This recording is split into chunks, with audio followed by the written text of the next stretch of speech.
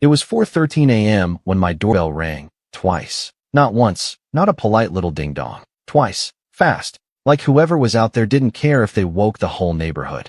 I remember it exactly because I'd just finished my night shift at the campus library. I was 24 at the time, still juggling grad school and 2 part-time jobs to keep my head above water. I hadn't even taken my shoes off yet. My name's Connor, by the way, and this is the story of the moment I realized my family didn't just have favorites. They had disposable people. I wasn't expecting anyone. I don't live the kind of life where people make spontaneous 4 a.m. visits. And yet, when I peeked through the peephole, there he was. My grandpa, standing alone on my porch in a frayed sweater, holding a beat-up duffel bag in one hand and a pill organizer in the other. No coat, no phone, no smile. Just a confused, tired man who looked like he'd been dragged through a storm and left to dry on my welcome mat. I yanked the door open. "Grandpa," I asked, even though I could already feel it in my gut. Something was wrong. He blinked slowly. "Connor, they said you'd take care of me." They.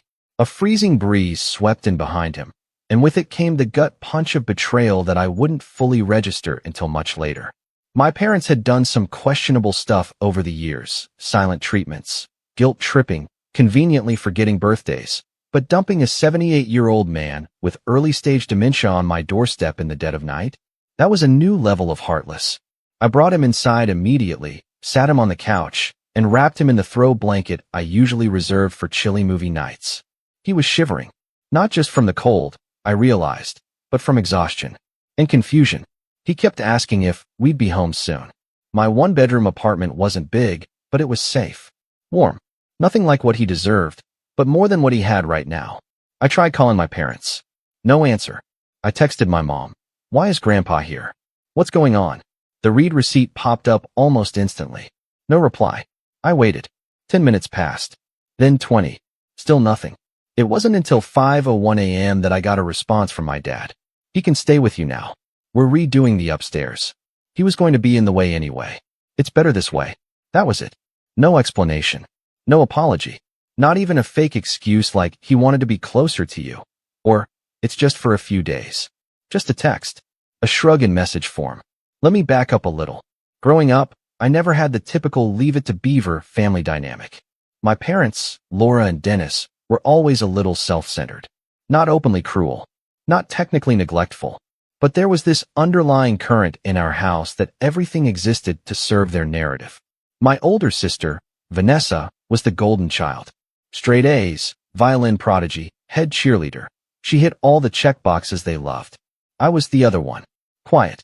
Kept to myself. Loved drawing and books, and didn't have much to say at dinner unless I was asked directly. It's not that they hated me. They just never really noticed me. The only person who truly did was Grandpa. He wasn't my biological grandpa. He was my mom's stepdad. But he was the one who showed up. School plays? He sat in the front row with a huge thermos of tea. Bad breakups? He brought over donuts and said, "Let's yell at the TV together." When I got into college, he mailed me a handwritten letter that said, "Proud doesn't even begin to cover it." Meanwhile, my mom sent a thumbs-up emoji. So yeah, seeing him drop like some unwanted Amazon package at my door hit me harder than I can explain. Not just because of what it said about how they saw him, but what it confirmed about how they saw me. I called off everything the next day, class, work, everything. Took Grandpa to the clinic just to make sure he was okay. He was physically fine, but the doctor said his memory was deteriorating faster than expected. When I asked him what had happened that night, all he could say was, "They said it was a short trip, just for the weekend." But I knew when I saw their faces, it wasn't. I felt sick. I didn't respond to my parents for 2 days. I didn't know what to say that wouldn't turn into a screaming match. When I finally called, it wasn't a talk. It was to listen. I wanted to hear them admit it. The selfishness. The calculation. I was still clinging to some hope that this was a misunderstanding. Instead, my mom answered like nothing had happened. "Connor, sweetie, did he settle in okay? Why is he here?" I asked. She sighed, like I was the one being dramatic. "Connor, we needed to start the renovations. The contractor had an opening this month. You know how long the wait lists are right now. And Grandpa just, what? Had to go. He was going to a home, but they didn't have a vacancy. And you have the extra pull-out couch, don't you? Besides, it'll give you two some quality time. You always loved Grandpa." You're not answering the question, I said, my voice low. Why did you leave him here without telling me? Why 4 a.m.? It was the only time Dennis could get the van, she said. And Vanessa needed her room prepped before she moves back in. I froze. She's moving back in? Well, just for a bit. My mom chirped, like it was the most natural thing in the world. You know how tough the market is right now? And she's got that new job at the firm. She needs her space. We're converting Grandpa's old room into an office/guest room for her. Plus, you don't need much room, right? I stared at the wall in my apartment. My books stacked in milk crates because I couldn't afford a real shelf. My busted couch that creaked every time I sat on it.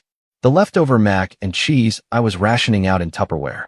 And across from me, Grandpa slowly flipping through a catalog upside down, lost in his own mind. They dumped him. For drywall and track lighting. So my sister could have a Pinterest-worthy workspace. And the worst part? They didn't even see it as cruel. To them, it was just logistics. Like moving furniture. That was the moment something cracked in me.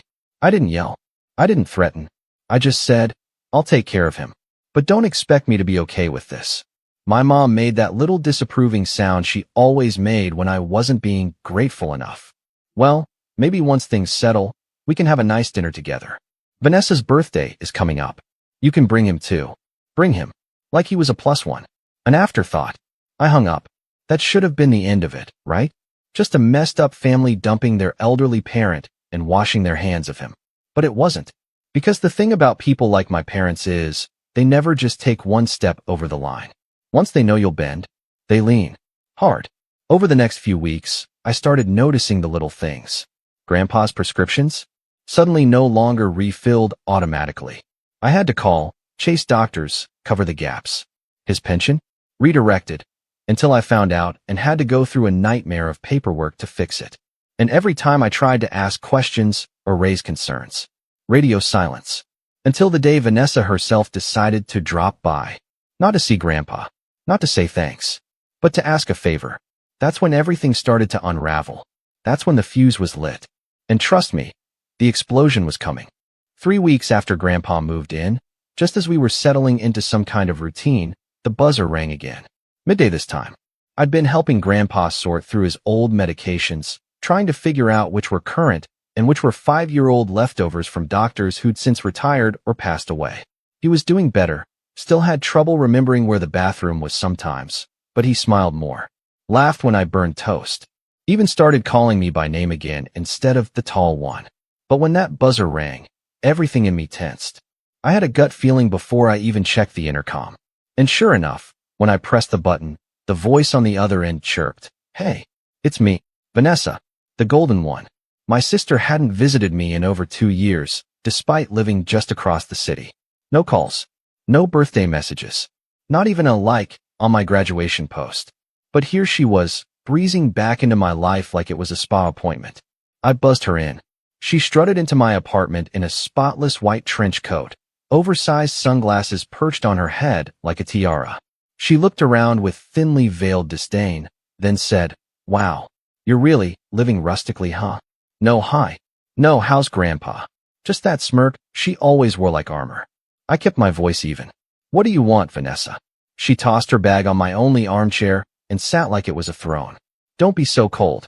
I came to talk. Grandpa wandered out of the kitchen just then, carrying a mug with no liquid in it. Is it Tuesday? No, Grandpa, I said gently. It's Friday. You just had your oatmeal. Vanessa blinked at him. Oh wow. He looks even worse than I thought. I stared at her. What did you expect? A miracle cure. She shrugged. I don't know. Mom said he was doing fine. I figured you'd have, like, cleaned him up a bit or something. I clenched my jaw. He's not a pet, Vanessa. Geez, chill. It's just, look, I'll get to the point. She sat forward, crossing her legs with exaggerated grace. I need a huge favor. Of course she did. She pulled out her phone and scrolled through something, then turned the screen toward me. My company's hosting this networking event at a downtown hotel. Super high-end. But I need someone to watch my dog that weekend. I blinked. Your dog? Yeah, Miso. You'd love him. He's a Shiba. Very smart, very needy. But Mom and Dad said no, and my usual sitter is in Cabo. So I figured, hey, you're already doing the caretaker thing. I genuinely thought she was joking. You want me to babysit your designer dog while taking care of Grandpa for free? She smiled. Well, yeah. I figured you'd be used to it by now. Something in me snapped. No, I said firmly. Her smile faltered. Wait, what? No, I'm not your backup plan. I'm not your dog sitter. I'm not your family dumping ground. Connor, calm down. No, you don't get to stroll in here after years of silence, after helping dump our grandfather on me, and act like I'm just your errand boy. She stood, her voice sharp. Don't be so dramatic. It's just a favor. No, Vanessa. You want a favor? I already did one. A huge one. I'm taking care of Grandpa full-time while finishing school and working. You don't get to play the helpless princess here. She scoffed. Wow. Mom said you were getting uppity lately. I froze. She said what? Vanessa grabbed her bag, flipping her hair back. That you were being all high and mighty ever since you took Grandpa in. Like you think you're some saint or something. I didn't respond. I couldn't. Because if I had, I might have said something I regretted. She left without another word. That night, I lay in bed staring at the ceiling, thinking about that phrase. High and mighty. As if doing the bare minimum for a sick old man was a power move. As if I was somehow the problem. And suddenly, so many little things started clicking together. The way they'd stopped answering my calls. The way Grandpa's insurance info had been mysteriously misplaced when I tried to get coverage transferred. The way our family group chat had been oddly silent since he arrived. They weren't grateful. They were annoyed. Because I hadn't just accepted the responsibility quietly. I'd made it visible. In their minds, I was showing them up. Making them look bad. And if there was one thing my parents hated, it was being seen as wrong. The next blow came 2 weeks later. I received a letter. Yes, an actual letter from my mom. Inside was a single page, typed, with the header, Temporary Guardianship Agreement. She wanted me to sign it. Essentially, the document stated that I was taking full responsibility for Grandpa's care until further notice, including medical decisions, financial oversight, and living arrangements. It wasn't legally binding, but it was very clear. No signature from her. No signature from my dad. Just a space for mine. There was a sticky note attached. Just a formality, sweetie. Makes things easier for everyone. I didn't sign it. Instead, I called her. She picked up on the second ring. Connor, so good to hear your voice. What is this? I asked flatly. Oh, that? Just something our lawyer suggested. Nothing big. You know, for clarity's sake. For clarity, I echoed. Well, you know, it's important to have things on paper. So the doctors know who to call. And if anything happens. You mean if he dies? She paused. Connor, don't be morbid. I'm not. I'm being real. Because you're the one who's treating this like a business transaction. That's not fair. You're being very uncooperative lately. I'm being realistic. You dumped him here at 4 a.m. like trash. You ignore my calls. You send my sister to ask me for favors instead of checking on him. And now you want to make it all legal, so you can walk away with a clean conscience? I could hear her jaw clench through the phone. Connor, we did what we had to do. We couldn't manage him anymore. And Vanessa's got a future to build. And I don't. Don't twist my words. No, I'm hearing your words. Loud and clear. She hung up. From that point on, things got colder. They stopped sending mail to Grandpa entirely. No birthday card. No holiday calls. When he got sick with the flu in November and I had to rush him to urgent care, they didn't answer a single message. But what broke me wasn't their silence. It was Grandpa. He kept asking when he could go home. At first, I tried to explain. You are home, Grandpa. No, he'd say. With your mom. She said I could come back once the painting was done. I didn't know what to say. He didn't remember the way they'd left him. He didn't understand the silence. And every time he asked, a little part of me shattered. I started documenting everything. Every doctor visit. Every expense. Every call unanswered. Not out of spite, but because deep down, I was starting to feel like something big was coming. Some reckoning. Some confrontation. And I wanted to be ready. December rolled in like a sledgehammer. Vanessa posted photos online of her new home office, formerly Grandpa's room. Custom wallpaper. Matching white oak bookshelves. A neon sign that said girl bossing. She'd converted the closet into a coffee bar. No mention of Grandpa. No trace. I showed him the photos, gently. He stared for a long moment. That's my room, he said quietly. Then looked at me. Why's there no bed? Because they erased you, I wanted to say. But instead I said, because this is your room now. He didn't smile. Just nodded. and walked slowly back to the couch. That night, I cried. I'm not proud of it, but I cried. Not just for him. For me. For the little boy who used to watch Grandpa build birdhouses in the backyard. Who used to sneak him peanut brittle when Mom said no sweets. Who believed that family meant something. It wasn't just the betrayal. It was the fact that they didn't even feel bad about it. And that's when I started planning. Not revenge. Not yet. But something close. A line in the sand. A boundary. Because I knew, they'd come back eventually. Not for Grandpa, but for something else. And when they did, I wouldn't be the quiet, obedient son anymore. I'd be the one holding the cards. They say betrayal doesn't always come with fireworks or screaming matches. Sometimes, it comes in silence. In a signature. In a knock you weren't expecting. Or worse, no knock at all. For me, it came on a snowy Thursday morning in late January. The heater in my apartment was rattling again, groaning like it wanted to retire early. Grandpa was bundled in 2 cardigans and sipping instant coffee like it was fine wine. We'd fallen into a strange, gentle rhythm over the last few months. Not perfect. Some days he forgot my name, or asked where his wife was. She'd passed in 2012. But there was a kind of peace in our bubble. We made grilled cheese together, watched old westerns, played Guess What This Pill Does, using his ancient med kit. I was starting to believe things might be okay. Until I got the letter. It wasn't from my parents. It wasn't even from a lawyer. It was from a senior care facility. The letter was short and disgustingly polite, thanking me for my upcoming visit and confirming my scheduled intake appointment for Mr. Richard Hallberg, my grandpa, on February 3rd. It listed fees, services, amenities, a whole section about dignified end-of-life care. I read it 3 times before I understood what it meant. They were sending him away, behind my back. I called the number on the letter immediately, pretending to be my father.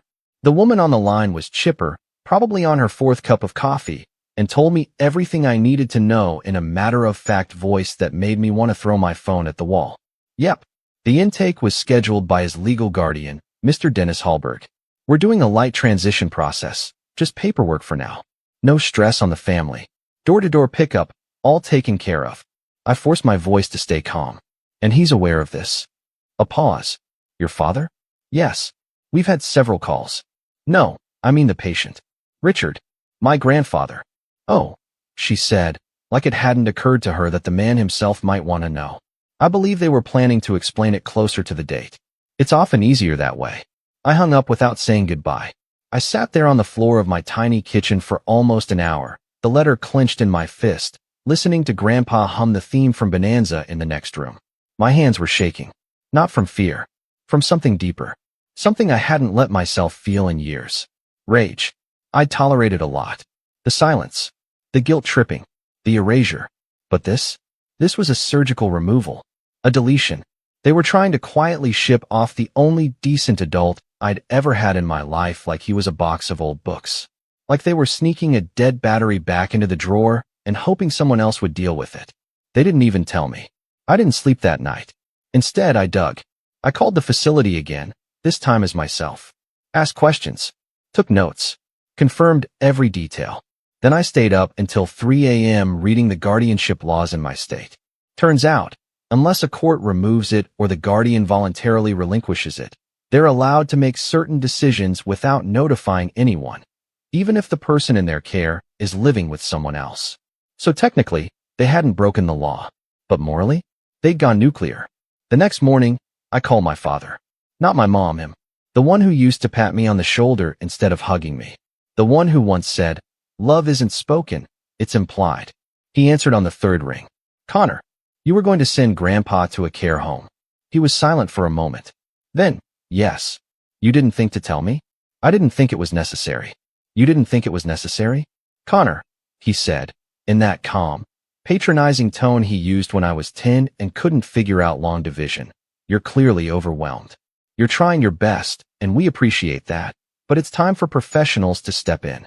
No, you don't get to pull this savior complex garbage now. You left him here like a bag of laundry. It was temporary. You lied. You ghosted me for months." He sighed. "We thought it best to limit confusion." "For who? Him? Or you?" There was a pause. A longer one this time. "You're taking this very personally." I laughed. I couldn't help it. It was that brittle, unhinged laugh you let out when someone's trying to gaslight you with a straight face. You're damn right I'm taking it personally. Because this is personal. Because he's a person. And because I love him. Which is more than I can say for either of you. He didn't respond to that. Just said, "I'm sorry you feel that way," and hung up. I sat in stunned silence, staring at the end-of-life pamphlet still sitting on my kitchen table. Private courtyard, it said in cheery font. On-call medical staff. Soft jazz every Thursday. But no mention of the confusion, the fear, the way Grandpa looked when he forgot what year it was, the way he flinched when someone raised their voice. They didn't care about his comfort. They cared about convenience, about reclaiming their schedule, their peace. They wanted their old life back. And Grandpa? He was just in the way. I didn't tell him about the home. I couldn't. He was having a good week. We'd started a puzzle together, one of those old Norman Rockwell ones with a million tiny pieces. He was remembering names again. Even made a joke about my ratty bathrobe. And I couldn't steal that from him. Not yet. But I did make a plan. I emailed the facility, posing as my father, and canceled the intake. Said we'd made other arrangements. Requested all notes be destroyed. Then I called a lawyer, one of those free legal aid clinics, and scheduled an appointment. It wasn't much, but I needed advice. I needed to know what my options were. Because clearly, my parents weren't going to stop. The next few days were quiet. Eerily so. I figured my dad would have told my mom by now, but neither of them reached out. Not even Vanessa. No calls. No emails. No visits. Until Sunday. That was when the second betrayal landed. The real one. I was doing laundry in the basement unit when Grandpa's voice echoed faintly down the stairs. "Connor? Someone's here." I rushed up, basket under one arm, and froze in the doorway. My mom was standing in my apartment. Inside. No knock. No call. Just there. She was wearing her church outfit. Pearl earrings, an overcoat, lipstick 2 shades too dark for her skin tone. She looked like she'd just stepped off a catalog cover. And on her face? A smile. "Hi, sweetie," she said. "We need to talk. How did you get in?" "Oh, your downstairs neighbor let me up." I told her I was your mom. I clenched my teeth. Of course she did. "Get out," I said flatly. She blinked. "Excuse me. You don't just walk into my place unannounced." "Connor, don't be rude. I'm here to help." "With what?" I asked. "Your guilt." Her expression hardened. "That's not fair." "No, what's not fair is lying to me, then trying to erase Grandpa behind my back." She held up her hands like she was defusing a bomb. "Okay, let's calm down. I know you're upset, but we've made a decision, and we need you to support it." "We?" I echoed. "Yes, your father and I. And Vanessa. We talked it over, and we agree. This situation isn't sustainable. For anyone. He's not a situation. He's a person. You don't get it," she snapped, finally dropping the facade. "We've spent years dealing with this. The doctor visits. The repeating stories. The wandering. We've done our time." I stared at her. "He's not a prison sentence." She exhaled, like I was a stubborn child. "Connor, you're young. You have a life ahead of you. Do you really want to be tied to this forever?" "Yes," I said without thinking. "Because he's the only one who ever showed up for me." She rolled her eyes. "Don't be so dramatic. I'm being honest."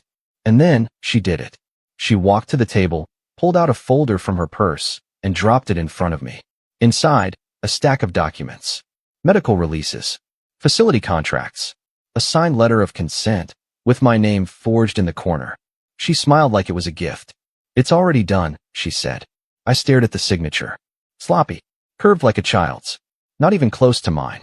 My chest tightened. "You faked my name. It was necessary. You committed fraud." She waved a hand. "Don't be so melodramatic. It's not legally binding. It's just paperwork to get the ball rolling. They needed someone's approval. You used my name," I said louder now, "because you were being difficult. That was it. That was the moment something broke in me. The final, brittle piece of trust that had been clinging to the idea that maybe, my parents were just confused. Overwhelmed. Human. But this was a choice. A betrayal. And I knew, with perfect clarity, that they would never stop until Grandpa was out of sight. Out of mind. Gone. But what they didn't realize was, they weren't the only ones who knew how to play dirty. After my mother walked out of my apartment that Sunday, cool, composed, like she hadn't just committed a crime and shattered the last thread holding our family together, I sat at the table for a long time, staring at the fake signature. My name, but not my hand. The swirl of the sea was all wrong. The letters had no rhythm, no weight. It looked like it had been copied from memory by someone who hadn't looked at my real handwriting in years. Which, I suppose, was exactly what it was. I didn't even shred it. I just left the folder open on the table and sat back in silence. My coffee had gone cold. My brain felt like it had too. Grandpa was humming in the next room, putting the last few pieces of our puzzle together. The Rockwell one. We were almost done. He didn't know what had just happened. He didn't know the storm that was swirling just a few feet away. I felt hollow. Not furious, not tearful, just nothing. Like I'd been squeezed empty from the inside out. It wasn't just betrayal anymore. It was exhaustion. The kind that hits your bones and doesn't leave. That week, I barely spoke.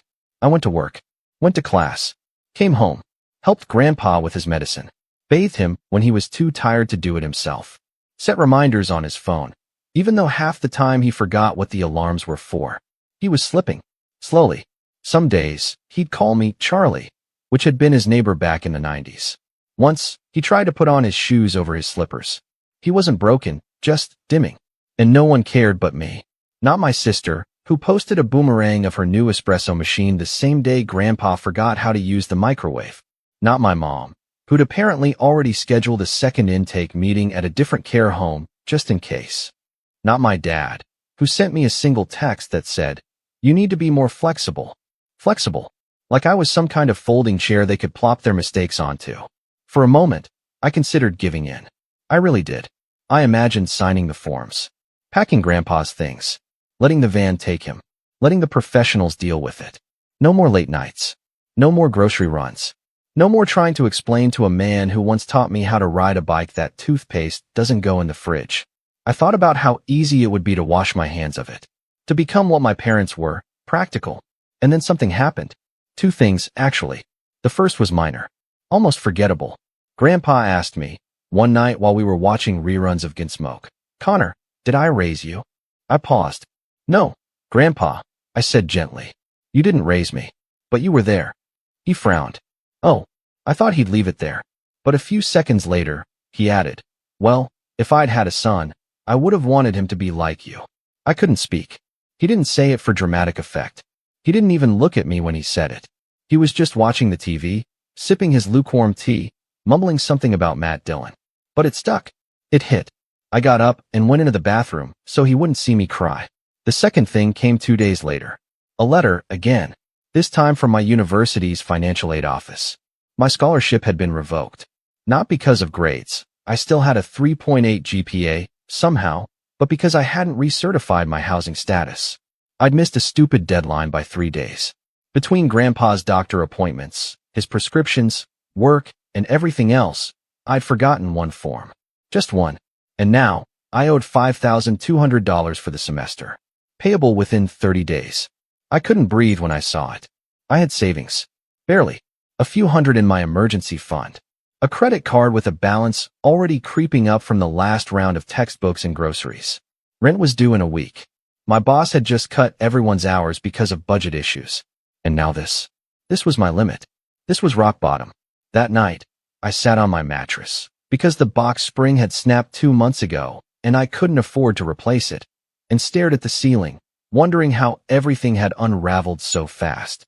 How I'd become the fallback, the nurse, the accountant, the grocery boy, the emotional punching bag, the adult, all while the actual adults in my life took turns pretending nothing was wrong. I was so tired.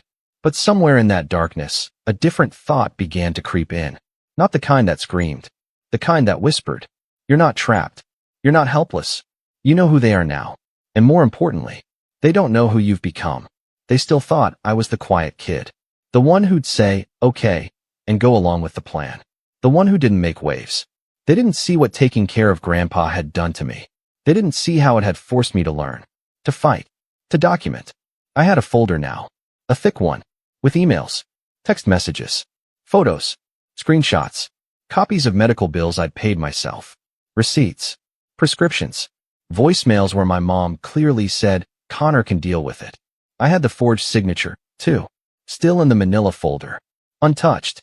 And slowly, carefully, I started forming a plan. I wasn't going to scream at them. I wasn't going to confront them. I wasn't going to play their game. I was going to build something they didn't even realize existed. A case. I contacted a legal aid group again. Asked better questions this time. Got real answers. They confirmed what I suspected. The forged signature could be grounds for fraud, especially if it had been submitted to a facility or insurance provider.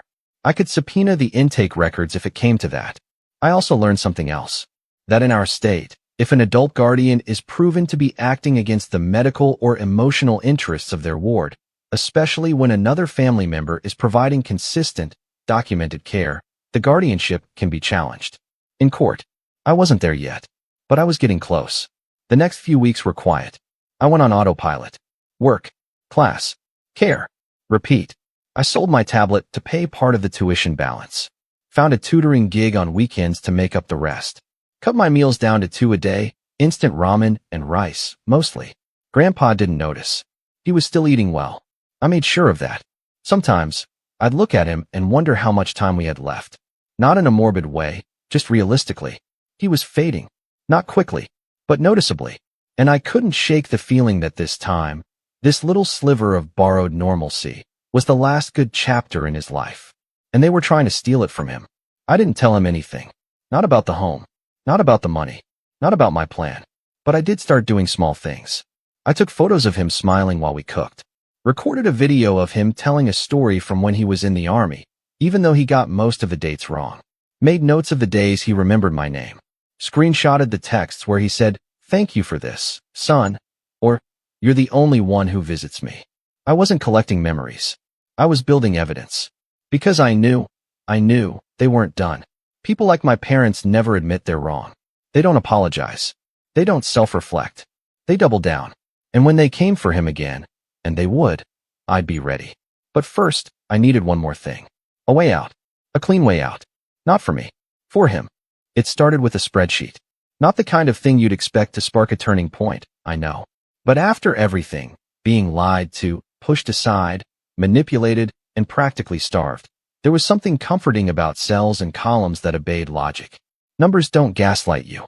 A total is a total. A lie is a negative balance. I was sitting at my kitchen table one night, balancing what little I had left, $113.42 in my checking account, one maxed-out credit card, a half-used gift card to a local pharmacy, and 2 rent checks away from complete disaster. Grandpa was asleep on the couch, snoring faintly, surrounded by a patchwork of crocheted blankets and snack wrappers from a movie night we'd had earlier. And yet, despite the chaos, I felt something I hadn't in months. Control. See, there's something that happens when you're forced to grow up in someone else's war zone. You start to recognize patterns. You learn to listen more than you speak. You watch people, not just their words, but their habits, their cracks.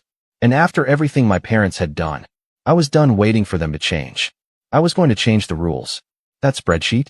It turned into a project. A full-blown record of every interaction, every expense, every errand, every time my parents had dropped the ball or tried to erase Grandpa from their lives. I built tabs. One for care tasks. One for financial records. One for correspondence, calls, texts, emails. Another just for forged documents. And then I added a new tab. Leverage. This one was different. It wasn't for courts. It was for me. I'd been quiet too long. Good son. Quiet grandson. Doormat sibling. I'd kept the peace. Bit my tongue. But now I had receipts, and I was finally going to use them. It started subtly. I reached out to an old friend of mine from college, Rachel, who now worked for a local news outlet. I didn't tell her everything, just mentioned I had a story. Family dumping a dementia patient in the middle of the night for renovation space. Favoritism. Fraud. Neglect. Not naming names yet. But I could feel her interest spark through the phone. "You sure you're ready to go public with this?" she asked gently. "Not yet," I said. "But soon. Because first, I had to make sure they couldn't retaliate. And for that, I needed a lawyer. But here's where things took an unexpected turn. Remember the legal aid group I'd been working with? Turns out, one of the attorneys there, Ms. Janelle Park, had a particular passion for elder care fraud cases. Her own grandfather had been placed in a facility against his will years ago, and she'd made it her mission to prevent it from happening to others. She offered to take my case pro bono. I still remember sitting in her cramped office across from a dusty fan and a poster that said, "Justice is earned," not given. She flipped through my folder for 20 straight minutes without saying a word. Her eyebrows arched, her lips pursed, and then, when she got to the page with my forged signature, she let out a low whistle. "Connor," she said, looking up, "do you have any idea how rare it is to have this much in writing?" I shrugged. "They've always liked documenting their control." She smiled. "Not kindly. Strategically. Then we're going to use that against them." Within a week, she filed an official petition to challenge the guardianship, cited the fraud, the abandonment, the medical neglect, and my documented, months-long care of Grandpa, complete with receipts, prescriptions, photos, and timestamps. We weren't suing. Not yet. But we were putting them on notice. Once the petition was filed, everything started moving. Fast. For the first time in months, they had to answer to me. I didn't tell them what was happening. Not directly. I let the court documents arrive in their mailbox. I imagined my mom's painted nails tearing open the envelope with curiosity, and then her face slowly draining as she read the words petition for emergency transfer of guardianship. And I waited. 3 days later, my phone rang. Private number. I let it go to voicemail. "Connor," my dad's voice said stiffly, "we need to talk about this situation. Your mother's very upset. There's no need to escalate things like this. We're a family." No mention of the forged signature. No apology. Just panic. And control slipping through their fingers. I didn't respond. Because for the first time, they were playing catch-up. Meanwhile, life started getting better in unexpected ways. My financial aid appeal went through. Turns out, one of my professors had submitted a personal recommendation to the committee without telling me. Said I was the most quietly resilient student he'd ever seen. I cried when I read that email. Like, full-on ugly cried in the campus library bathroom. Rent? Covered. I picked up 2 more tutoring gigs, and one of the parents even offered me a small bonus to help their kid prep for college applications. I wasn't swimming in money, but for once, I wasn't drowning either. And Grandpa? He was having more good days than bad. We finished the Rockwell puzzle and framed it. He started remembering the names of my coworkers.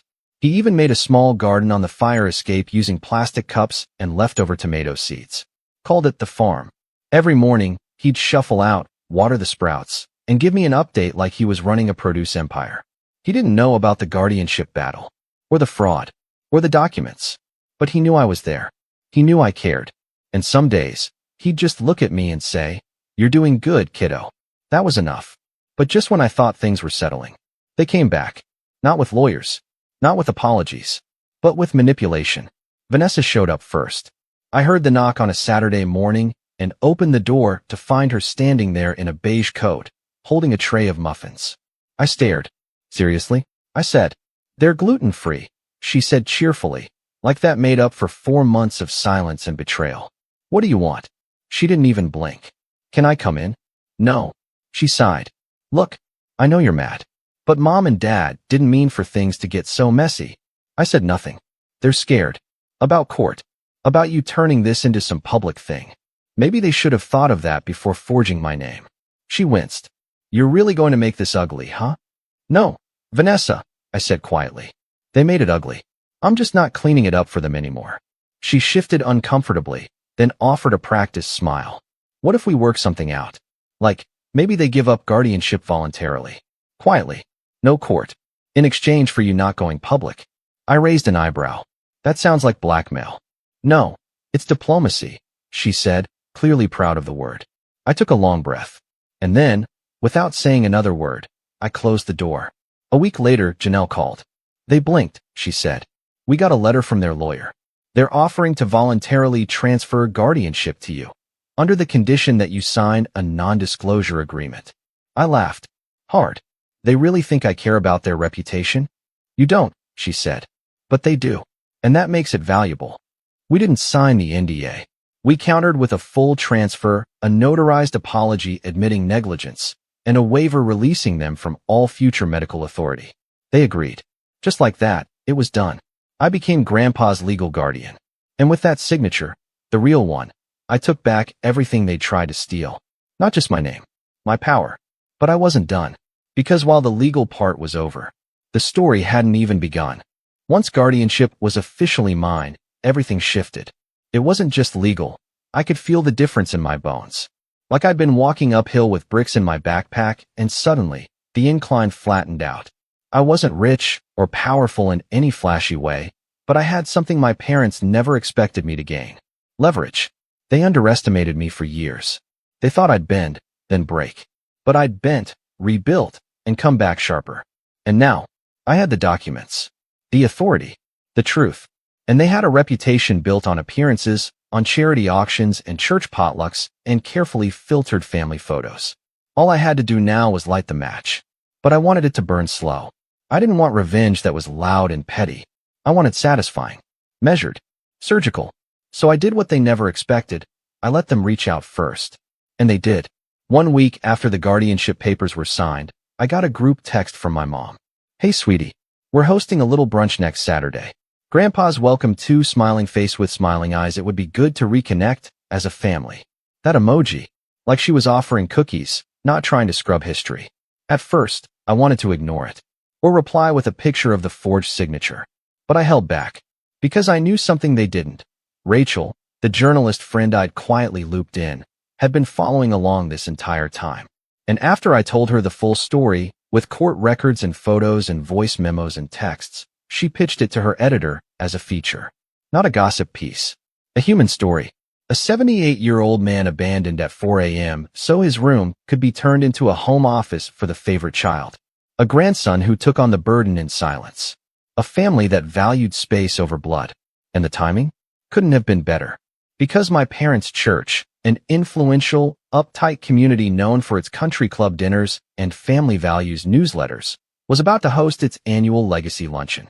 My dad was slated to give a speech. The headline? Unwanted. How a family's favorite child replaced their father with wallpaper and Wi-Fi. The article dropped the morning before the brunch. I didn't post it. I didn't promote it. I just sent the link in the family group chat. No caption. No comment. Just the truth. For hours, nothing. Then Vanessa texted, "You're unbelievable." Then my mom called. I didn't answer. She tried again. Then my dad. I let them sit in voicemail purgatory. I wasn't done yet. Because what they didn't know was, I'd also emailed the article to their church newsletter committee, and the editor of the HOA bulletin for their gated community, and the Facebook group where my mom frequently posted Bible verses and pictures of scones with captions like, "Grateful for family 2 hearts." Let the internet do what it does. That Saturday, I did show up to the brunch. With Grandpa. We dressed nicely. He wore a little hat he liked, even though it was 72 degrees out. I brought him in through the front gate of their suburban McMansion, watching their neighbors sneak glances from their hedges. Vanessa opened the door. "Why are you even here?" she hissed under her breath, eyes twitching like she hadn't slept. I just smiled. "You invited me." Grandpa looked around and said, "Nice wallpaper. Shame about the heartless decisions." I may have fed him that line the night before. Inside, the air was heavy with tension and lavender diffuser oil. My mom greeted us like nothing had happened. Hugs, fake laughs, a too tight smile that looked like it had been stapled to her face. "Connor," she said, teeth clenched. "We need to talk." "In a minute," I said. "Grandpa wants a mimosa." "Since when does he drink?" "Since I started letting him enjoy things." I poured one for him, poured another for me, and waited. The guests, mostly church friends and neighbors, pretended not to recognize the story. But the glances were there. Whispers behind napkins. One lady asked my mom where the bathroom was, then leaned in to whisper, "Is he okay?" nodding toward Grandpa. She meant, "Is this true?" The facade was cracking. Then came the final push. Right before dessert, while my dad was busy mumbling through an apology he hadn't planned to give, I stood up. "Actually," I said, raising my voice just slightly, "there's something I want to say." My mom froze mid-step. Vanessa shot daggers. I smiled. "Some of you may have read an article this week about a family who left their elderly father on a doorstep at 4 a.m. to make space for their daughter's Pinterest-perfect office." Gasps. I looked at Grandpa. He doesn't remember everything, but he remembers what love feels like, and what abandonment feels like. And so do I. Silence. My mom opened her mouth. I held up a hand. "I'm not here to fight. I'm here to free myself from pretending this didn't happen." I pulled a stack of envelopes from my bag, copies of the court documents, the signed transfer of guardianship, and a statement I'd written outlining what really happened, with time-stamped records. I handed them to her. "This is yours now. You don't get to rewrite it later. This is what happened. She didn't speak. Neither did my dad. Vanessa looked down at her plate like it was a crime scene. I turned to Grandpa. Ready to go, Pops? Do they have to come with us? He asked deadpan. I chuckled. Nope. We walked out together. He held my arm. The sun was warm. There were birds chirping in the garden they used to ban us from walking across. On the ride home, he dozed off in the passenger seat with the window cracked, a small smile on his face. That night, I got one final voicemail. My mom. Tired. Rattled. You didn't have to do it this way. But I did. Because sometimes, revenge isn't about destruction. It's about clarity. It's about stepping out of the role they shoved you into and saying, I'm done pretending I owe you silence. They wanted to bury the past. I made it the headline. 6 months later, the house was up for sale. A bland listing on Zillow, stripped of all personality, just white walls and wide angles, hiding the tension soaked into every floorboard. Vanessa had moved out already, according to a mutual friend from high school who messaged me out of nowhere. She's staying with a guy in the city. Rich. Doesn't know a thing about her family drama. Yet. My parents? They'd retreated. Stopped posting online. Their little curated world had cracked, and the cracks never healed. People don't forget stories like that. Not when they're true. Not when they're shared. Not when someone finally stands up and says, here's what they did. Look at it. They never responded to the article publicly. Never filed anything against me. Never apologized. They just disappeared. And that was fine. Because I wasn't waiting for closure. Grandpa and I had made a life. We'd moved to a small duplex on the quieter edge of town. Nothing fancy, but clean, with a little backyard where he could tend to his farm. Tomatoes, basil, a stubborn little lemon tree that never quite bloomed but refused to die. His dementia didn't go away. Of course it didn't. Some days were hard. Some days he called me by names I didn't recognize. Once he asked if we were in Spain, but he still had his moments. Still smiled when I made pancakes. Still told me stories from his army days. Even when they were jumbled, they came from a place of love. And me? I graduated. Somehow. Final thesis turned in, late nights fueled by cheap coffee and quiet rage. The university hosted a small ceremony, and Grandpa insisted on coming even though it meant sitting in the sun for an hour and a half. He wore a wrinkled suit jacket and clapped louder than anyone when my name was called. Afterward, we got burgers. I think that was the first time I realized I wasn't angry anymore. Because what they took from us, the time, the security, the sense of family, I couldn't get back.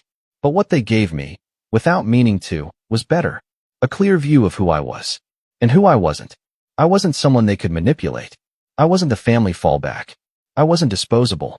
I was the one who stayed. The one who fought. The one who protected the only decent man in our family when no one else would. And Grandpa? He never said much about what happened. Maybe he forgot pieces of it. Maybe he chose to. But sometimes, when we'd sit out back and he'd hand me a crooked tomato from the vine, he'd squeeze my shoulder and say, "You've got a good heart, son. Don't let anyone make you doubt that." I didn't. Not anymore. The final time I saw my parents was purely by chance, at a grocery store 2 towns over. They were older, more tired looking. My mom's hair had gone almost fully gray. My dad had a cane. They saw me. Stopped. I looked at them for a beat. Then walked past. Not in anger. Just peace. They weren't monsters. Just people who made their choice. And I'd made mine. We didn't speak. They didn't try to follow. And I went home, where Grandpa was waiting on the porch with 2 iced teas and a story I'd heard a dozen times before. This time, I listened all the way through. And when he finished, I laughed. Really laughed. Because even though they tried to write me out of the story, I ended up writing my own. And it was better. It was real. It was ours.